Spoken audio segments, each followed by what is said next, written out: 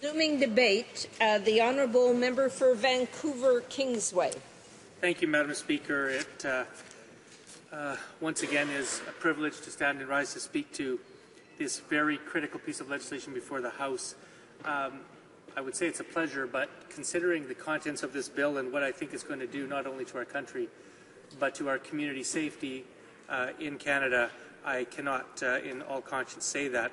I want to start by just addressing the procedure by which this bill is being introduced in this House. I've heard members of the opposite side continually stand and try to justify the ramming through of this legislation. And for any Canadians watching, they should know that this is an omnibus bill where the government has packaged together 9 separate pieces of legislation and thrown it into one bill before this House.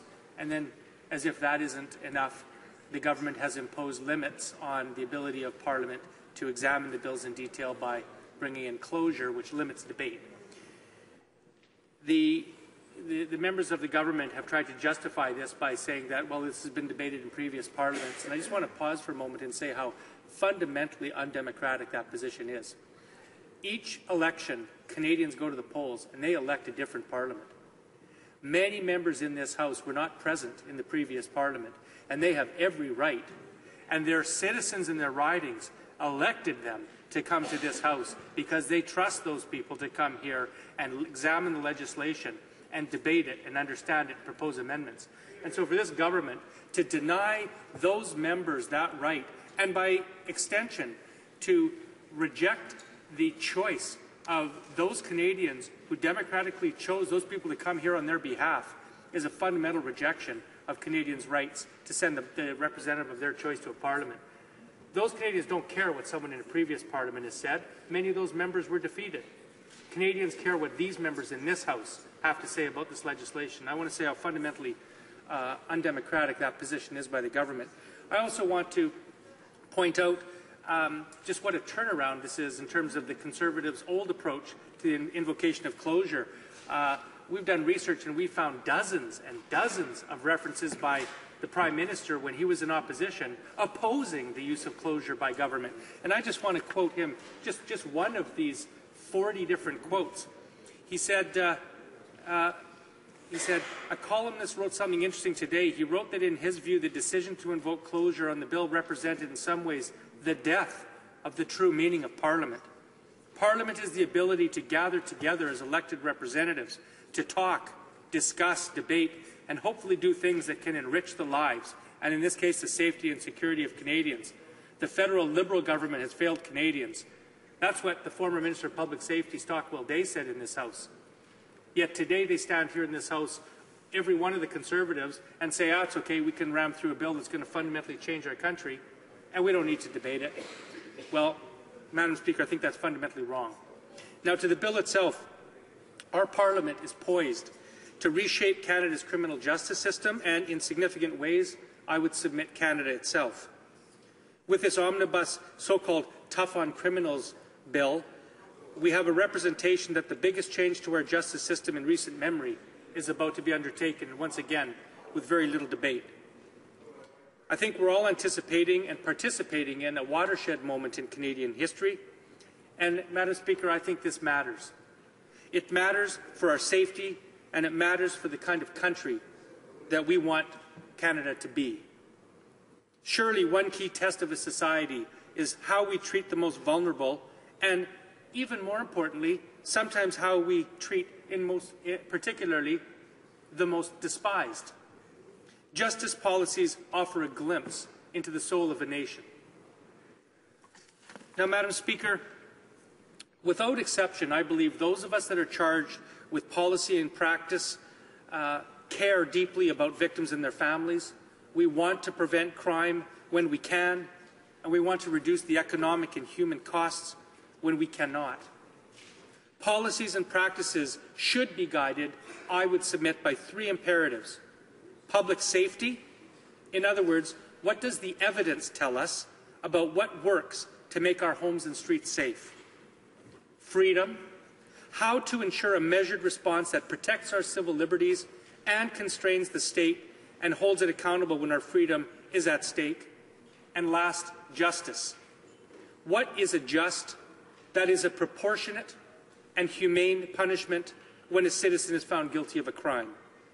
Now, of course, the system must adapt to changing times and new knowledge, but, Madam Speaker, rates of crime and violence have been falling for about 3 decades. Now, that does not permit complacency, but nor does it suggest the need for a fundamental change of direction. Now, based on some evidence, I want to put some facts before this House. Police-reported crime rate, which measures the overall volume of crime in this country, has continued its long-term downward trend in 2010, declining 5% from 2009. At the same time, the Crime Severity Index, which measures the severity of crime, has fallen 6%. The national crime rate has been falling steadily for the past 20 years, and it is now at its lowest level since 1973. Police reported in 2010 7,200 fewer violent incidents than in the previous year. Theft under $5,000, mischief and break-ins, relatively minor crimes, accounted for close to 2/3 of the almost 1.7 million nonviolent offences. Alberta and British Columbia, the province that I hail from, reported the largest declines in crime in 2010. It fell 6% in both provinces, and the Crime Severity Index decreased by 8% in Alberta and 7% in British Columbia. Police reported that nearly 153,000 youth aged 12 to 17 were accused of a crime in 2010. That's 15,000 fewer than in the previous year. The youth crime rate, which measures the overall volume of crime committed by youth, has declined by 7%. We know that Aboriginals are historically and disproportionately represented in our federal prisons, particularly with respect to Aboriginal women. We know that 80% of offenders in our federal system right now suffer from an addiction. We know that mental illness is at alarming proportions in our federal prisons. People that are brain damaged, suffering from fetal alcohol spectrum disorder, low cognition, poorly educated, the addicted, the mentally ill of every single type are populating our prison. Now, Madam Speaker, I said this in my last speech, I'll say it here today. I've done something that I dare say that 95% of people in this House have not done. I have walked through the doors of 25 federal institutions in this country. And I have sat and talked to correctional officers, I've talked to wardens, I've talked to prison psychologists, I've talked to inmates, I've sat across the table from people doing life sentences. I've canvassed the cross-section of people who actually know what they're talking about in the prison system in this country. And I've seen what kind of services are, and most importantly, what kind of services are not offered in our federal system. And I can tell you that this bill puts together an approach to crime that not only is expensive, that not only will cost Canadian taxpayers billions of dollars, but it won't make a single iota of difference in terms of making our community safer. And the reason, Mr. Speaker, I say that is because it misses the mark. Of course, there are people who commit crimes that have to be locked away to protect the public. Of course, there are some people in federal institutions that have to be locked up for their natural lives. But the vast majority of people in a federal institution are people that are coming out. Over 90% of people in federal prisons today are going to come out. And so what we need to do, Mr. Speaker, if we are truly interested in making sound policy in this country instead of playing to what I will call in a few minutes junk politics, then we would be making sure that we have adequate alcohol and drug treatment programs in prison, and we do not now. We would make sure that we have vocational and occupational programs in our prisons, and we do not now. We would make sure that we have adequate psychological, nursing, and occupational therapy services in our prisons to deal with the real problems that our offenders are facing in prison, and we do not now.